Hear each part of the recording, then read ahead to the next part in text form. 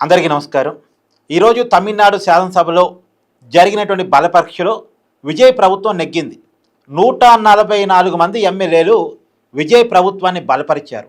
కేవలం 22 ఎమ్మెల్యేలు మాత్రమే విజయ్ ప్రభుత్వానికి వ్యతిరేకంగా ఓటేశారు. సో విజయ్ బంపర్ మెజార్టీతో ప్రభుత్వాన్ని కొనసాగించేటువంటి అవకాశం చాలా క్లియర్గా ఉంది. మీరు అనొచ్చు, మొన్నటిదాకా 120 రావడానికే కష్టపడ్డాడు, 144 ఎక్కడి నుంచి వచ్చాయి అనేది. అన్నాడీఎంకేలో ఒక ప్రధానమైనటువంటి వర్గం చీలిపోయి విజయ్కి మద్దతుగా నిలబడింది.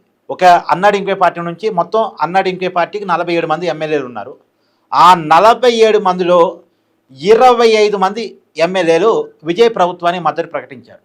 దానివల్ల విజయ్ బలం అమాంతం 144కు చేరింది. డిఎంకే పార్టీ వాళ్ళు అసలు బలపరీక్షను వాకౌట్ చేసి వెళ్ళిపోయారు. అన్నాడీఎంకే కూటమిలో ఉన్నటువంటి బీజేపీ, పిఎంకే పార్టీలు వాళ్ళు న్యూట్రల్ స్టాండ్ తీసుకున్నారు. వ్యతిరేకము కాదు, అనుకూలము కాదు అని వాళ్ళు ఓటింగ్లో పాల్గొనలేదు. కేవలం 22 మంది పళనిస్వామి వర్గం, అన్నాడీఎంకేలో పళనిస్వామి వర్గంగా ఉన్నటువంటి 22 మంది ఎమ్మెల్యేలు మాత్రమే విజయ్కి వ్యతిరేకంగా ఓటేశారు. సో డిఎంకే వాకౌట్ చేసింది. అన్నాడీఎంకేలో ప్రధాన వర్గం టీవీకేకి మద్దతు ఇచ్చింది. మొత్తానికి విజయ్ 144 మంది సభ్యుల మద్దతుతోటి తన బలపరీక్షలో నెగ్గారని చెప్పుకోవాలి.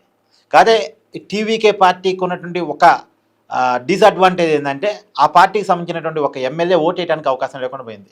అంటే అతను కేవలం ఒక్క ఓటుతో గెలిచాడట. అతని మీద డిఎంకే వాళ్ళు కోర్టుకు వెళ్ళారు.